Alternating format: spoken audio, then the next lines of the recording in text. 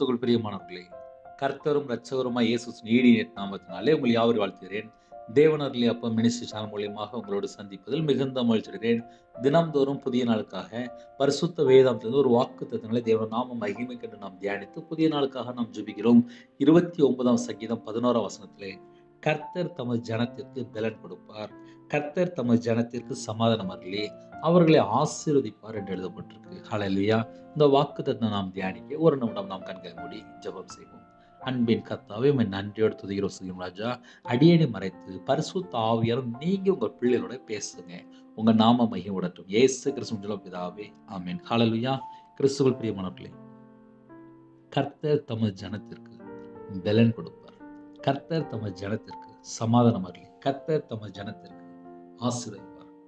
நம்ம கர்த்தருடைய பிள்ளையா வாழும்போது நம்ம குடும்பத்தை ஆசீர்வதிக்கிறார். எப்படி ஆசீர்வதிக்கிறார்? ஒரு புது பலன் தந்து, சமாதானம் தந்து நம்ம குடும்பத்தை ஆசீர்வதிக்கிறார். நம்ம தேவனுடைய பிள்ளையாக வாழ்றதுக்கு அர்ப்பணிப்போம். ஏன்னா நிறைய குடும்பத்துல 24 மணி நேரம் நம்ம எப்படி வாழ்றோம் அந்த ஒன்றை மட்டும்தான் நம்ம யோசிச்சு பார்க்கணும். புதிய நாளுக்காக ஒரு வாக்குத்தத்தங்களை நம்ம தியானிக்கும் போது நம்ம வாழ்க்கையில நம்ம தேவனுக்கு பிரியமானபடி வாழ்றோமா அதை மட்டும்தான் நம்ம யோசிச்சு பார்க்கணும். தமது ஜனத்திற்கு என்று எழுதப்பட்டது. அப்ப யாரெல்லாம் கர்த்தருடைய ஜனமா இருக்கிறோமோ நம்ம குடும்பத்தை ஆசீர்வதிப்பார். உங்க வாழ்க்கையில நீங்க தேவனுக்கு பிரியமானபடி வாழ்றதுக்கு அர்ப்பணிச்சா போதும். ஏன்னா சில குடும்பத்துல புதுசா இணைந்திருப்பீங்க, நிறைய தேவைகள் உண்டு, குடும்பத்துல நிறைய காரியங்கள் உண்டு.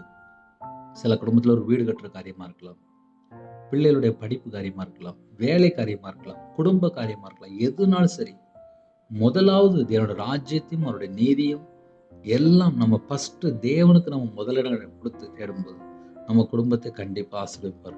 ஏன்னா சில குடும்பத்துல பல சூழ்நிலை இணைந்திருப்பீங்க. எனக்கு இன்னைக்கு என் கூட பேசுவாரா? உங்க கூட அழகா பேசுறாரு. எப்படி பேசுறாரு?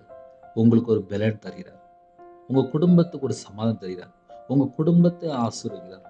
அப்ப நமக்கு என்ன வேணும் அப்படின்னா, நமக்கு ஒரு பலன் வேணும், நமக்கு ஒரு சமாதானம் வேணும். நம்ம குடும்பத்தை கர்த்தர் ஆசீர்வதிக்கணும். மனுஷன் தர முடியாது, ஆனா கர்த்தர் தர முடியும். உங்க குடும்பத்தை விசேஷமா கர்த்தர் ஆசீர்வதிக்கிறார். ஒருமனப்பட்டு ஜெபிப்போம். கேளுங்க, என் குடும்பத்தை ஆசீர்வதிப்பா. கேட்பீங்களா? கண்களை மூடி நாம் ஜெபம் செய்வோம். அன்பின் கர்த்தாவே, உம்மை நன்றியோடு துதிக்கிறோம் சொல்கிறோம்ப்பா. புதிய நாள் காண கிருபைக்காக 1000 மடங்கு ஸ்தோத்திரம்ப்பா. நாங்க கர்த்தருடைய பிள்ளையா இருக்கணும்ப்பா. கர்த்தர் தமது ஜனத்திற்கு பலன் கொடுப்பார், கர்த்தர் தமது ஜனத்திற்கு சமாதானம் அருளி கர்த்தர் தமது ஜனத்திற்கு ஆசீர்வதிப்பார் என்று சொல்லியிருப்பா. யாரெல்லாம் இணைந்திருக்காங்களோ எல்லா குடும்பத்தையும் ஆசீர்வதிக்கிறப்பா.